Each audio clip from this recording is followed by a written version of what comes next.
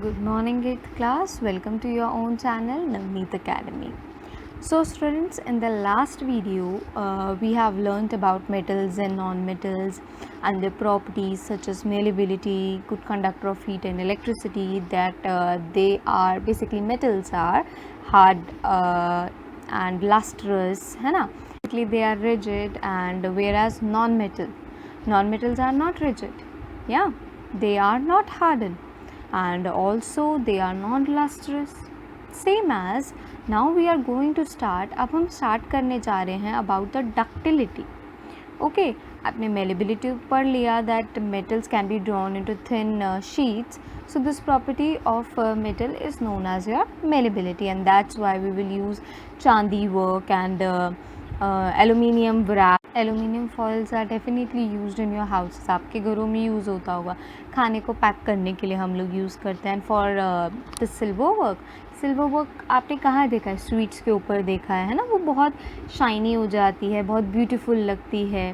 सो यहाँ पर malleability show होती है. As we know silver and aluminium both are metals, है ना. सो नाउ बेटा, where do you find the use of aluminium and copper wires? Have you seen aluminium and copper wires? आपने देखी है? yes, आपके घरों में जो वायरिंग होती है वो इन्हीं की होती है. Have you seen wires of coal? कोयले की कभी वायर देखी है? no ना, बिल्कुल भी नहीं. The property of metals by which it can be drawn into wires is called ductility. Into sheets, then it is known as malleability, जब वो sheets में convert हो जाता है. But the property of metals जब वो thin wires में convert हो जाता है, so वो तुम्हारा ductility कहलाता है. ठीक है. अब ये कोल में तो हो नहीं सकता, ठीक है, ना वुड में हो सकता है, ना सल्फर में, ना ऑक्सीजन में, बिकॉज दे आर गैसेस और बेसिकली नॉन मेटल्स जिनको आप हल्का सा भी हैमर करोगे then it will break into pieces, है ना. तो सिर्फ मेटल्स में ये प्रॉपर्टी शो होती है. Have you ever notice the difference in sound of dropping of an iron sheet, plate, copper coin और अ पीस ऑफ कोल और अ फ्लोर? चलो, नहीं देखा तो अभी करके देख लेते हैं. एक पेन को ड्रॉप करो, एक प्लेट को ड्रॉप करो, और एक मेटल के कॉइन को ड्रॉप करो, एक आयरन शीट को, और एक कोल के पीस को, या इवन योर पेंसिल ऑल्सो, और इवन अ वुड का पीस, एक वुड की जो ब्रांच होती है ट्री की, यू कैन टेक ऑल्सो. अब इन सब को जब आप ड्रॉप करके देखोगे so you will see that जो मेटल्स होंगे, कौन कौन से इसके अंदर से मेटल्स है, जल्दी बताओ. Yes, iron sheet is metal, metal coin is metal, है ना. तो ये जो है ये बहुत ज़्यादा साउंड करेंगे. And whereas your piece of coal और आपने वुड ली, है ना, तो ये आवाज़ नहीं करेंगे इतना. Why so? Because metals are sonorous. Okay, now what sonorous is? Sonorous is उसमें आवाज़ आती है. आपने देखा होगा जो आपके टेम्पल्स में, मंदिरों में बेल्स लगी होती हैं, वो मेटल की होती है ना, तभी तो आप उसका जब घंटा बजाते हो तो टन की तेज सी आवाज़ आती है, क्योंकि मेटल्स में से जब आप उसको हिट हार्ड करते हो तो काफ़ी large amount of sound produce होती है. Have you seen wooden bells in the temple? कभी लकड़ी की बेल्स देखी हैं? नहीं. Can you give a reason? Yes we can, because metals are sonorous, वो उनमें से ज़्यादा आवाज़ आती है. इसीलिए the thing made metals produce a ringing sound when we struck hard. Suppose you have two boxes similar in appearance, one made of wood and other made of metal. अब आप ये बताओ कि can you tell which box is made of metal by striking both the boxes? एक पे मैंने टन किया, वुडन पे वॉइस नहीं आएगी इतनी. दूसरे पे मैंने टन किया. Now as I know that this is a metal box, तो जैसे मैं उस पर टन करूँगी, मीन्स किसी भी चीज़ से हिट करूँगी, तो क्या होगा? साउंड बहुत तेज़ आएगी. सो मुझे पता चल जाएगा कि वो क्या है, एक मेटल बॉक्स है. Since metal produce ringing sounds, they are said to be sonorous.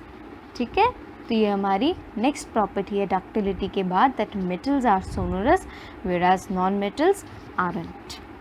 Now the materials other than metals are not sonorous, सिर्फ मेटल सोनोरस होते हैं. You know that. After performing the above activities we can say, चलो यहाँ पर properties आ गई सारी की सारी. Metals are hard, metals are lustrous, yes they are shiny, they are malleable, can be converted into sheets, ductile, can be converted into wires, sonorous, yes आवाज़ आती है, and good conductor of heat and electricity, that means वो अपने अंदर से heat और electricity को pass on होने देते हैं. The materials which generally possesses this property are known as metals. For example, iron, copper, aluminium, calcium, magnesium, etc. In contrast, we have non-metals, जो materials like coal and sulfur जो soft हैं, dull हैं appearance में और easily break down हो जाते हैं जैसे हम उस पर hammering करें या patting करें. So वो malleable नहीं है, वो ductile नहीं है, वो shiny नहीं है, means प्रॉपर्टीज़ जो बिल्कुल ऑपोजिट हैं मेटल के. They are also not sonorous, आवाज़ नहीं आती है, and are poor conductor of heat and electricity. बस these material are known as non metals, nothing else. So the example of non metals we have, ऊपर हमने पढ़ा coal and wood और sulphur, carbon dioxide, oxygen and phosphorus. Okay, but there are exceptions also. ये non metal and metals की properties तो पढ़ ली, but हाँ कुछ नॉन मेटल्स एंड मेटल्स ऐसे हैं जो इनमें से एक आधी प्रॉपर्टी शो नहीं करते, उसमें एक्सेप्शन भी हैं. और वो एक्सेप्शन क्या है? Like first is metal like sodium and potassium are soft and can be cut with a knife. Metals like sodium and potassium are soft and can be cut with a knife. That means जो sodium and potassium metals लिख रखा है तो हैं metals, but they are not hard. They can be cut with a knife. Exception number 1. Mercury is only metal which is found in liquid state at room temperature. ठीक है, metal की एक और एक्सेप्शन है. अब जितने भी मेटल्स हैं ना वो सारे के सारे रूम टेम्परेचर पर सॉलिड फॉर्म में होते हैं. You know what solid are, है ना. और मर्करी सिर्फ एक ऐसा मेटल है जो रूम टेम्परेचर पर लिक्विड फॉर्म में होता है. चलिए आगे बढ़ते हैं. Now we have the chemical properties of metal and non metal. ये तो थी फिज़िकल प्रॉपर्टीज़ जो हमें उसके अपीयरेंस से पता चली कि जब मैं एक मेटल या नॉन मेटल को देखूँ तो वो कैसे नज़र आते हैं, तो उनका क्या करेक्टर है. बट अगर मैं उनको केमिकली बाउंड करती हूँ किसी चीज़ के साथ तो क्या होगा. सो सबसे पहले केमिकल प्रॉपर्टीज़ में हम पढ़ेंगे जब मेटल्स या नॉन मेटल्स ऑक्सीजन के साथ रिएक्ट करते हैं. ऑक्सीजन का symbol you know, oxygen is represent as O2, यानी when 2 molecules of oxygen combine together, है ना. You are familiar with the phenomena of rusting of iron. जंग लग जाता है आयरन में. येस, हमारे घर में कितनी चीज़ें, अगर आयरन का दरवाज़ा है तो उसमें जंग लग जाता है. आयरन के आर्टिकल्स हैं, इवन अगर लोहे की अलमारी है आपके घर में तो भी उस पर जंग लग जाता है. Recall the action by which the rust is form. You can also performed in class 7th as an activity burning of magnesium ribbon. In physical and chemical changes आपने पढ़ा होगा in class 7th about this, है ना, activity of burning of magnesium ribbon, जिसमें हमने क्या किया था कि मैग्नीशियम रिबन लिया था, उसको क्लीन करके उसे क्या किया था, बर्न किया था, जलाया था with a flame. And after then you will see, आपने क्या देखा था कि मैग्नीशियम यानी Mg when combines with oxygen, oxygen क्यों, O2 क्यों, बिकॉज हमने उसे एयर में जलाया तो उसने ऑक्सीजन के साथ रिएक्ट किया तो उसने मुझे क्या दिया था, वो जो पाउडर फॉर्म हो गया था वो क्या था, वो था MgO यानी मैग्नीशियम ऑक्साइड. ठीक है. So basically when metals react with oxygen they form metal oxide.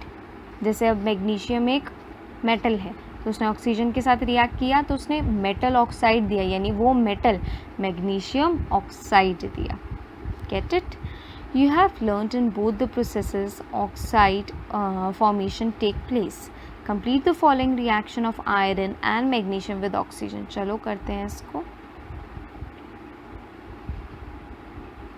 when iron combines with water and oxygen, what will it give you?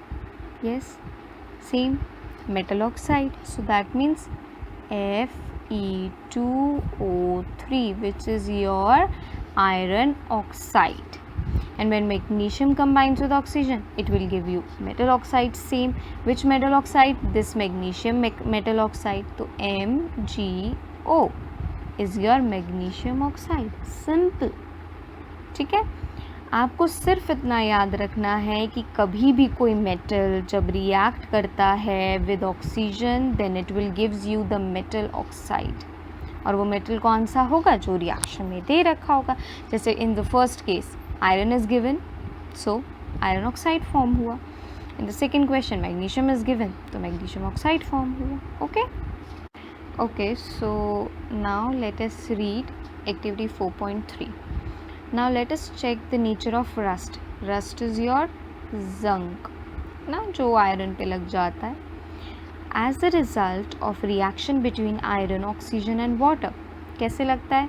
जब आयरन पर ऑक्सीजन और वाटर जो है वो अटैक करना शुरू हो जाते हैं तो वो आयरन ऑक्साइड बनाता है. याद रखना इस चीज़ को. And this iron oxide is your rust. ठीक है, what is the formula of iron oxide? Fe2O3. Now collect a spoonful of rust and dissolve it in a little amount of water. थोड़ा सा पानी में उसको मिला दो. Now you will find that the rust remain suspended in water. Shake the suspension well. Test the solution with red litmus. बेटा देखो rust ज़्यादा घुलेगा तो नहीं उसके साथ, बट हाँ थोड़े अमाउंट में घुल जाएगा. सो अब हमें क्या करना है? लिटमस पेपर लेकर चेक करना है कि वो रेड टू ब्लू में कन्वर्ट होगा या ब्लू टू रेड में कन्वर्ट होगा. दैट मीन्स वो एक एसिडिक है या बेसिक है. Now what do you observe? Is the solution is acidic और basic? You will observe that the red litmus paper turns blue. Why so? सोचो ज़रा थोड़ा सा कि रेड लिटमस पेपर अगर ब्लू में कन्वर्ट होता है तो दैट मीन्स वो बेसिक ऑक्साइड है, बेसिक इन नेचर है. सो इससे क्या पता चलता है कि when metals react with your oxygen it give you metal oxide, and metal oxides are always basic in nature. वो कभी एसिडिक नहीं होते. ठीक है, एक और चीज़ आपको गिवन है. Let us check this. Now recall the activity of burning of magnesium ribbon. चलो याद करते हैं जब हमने मैग्नीशियम रिबन को क्लीन करके बर्न किया था. अब उसमें से जो ऐश कलेक्ट हुई थी, ठीक है, वो क्या थी? हमारी मैग्नीशियम ऑक्साइड थी.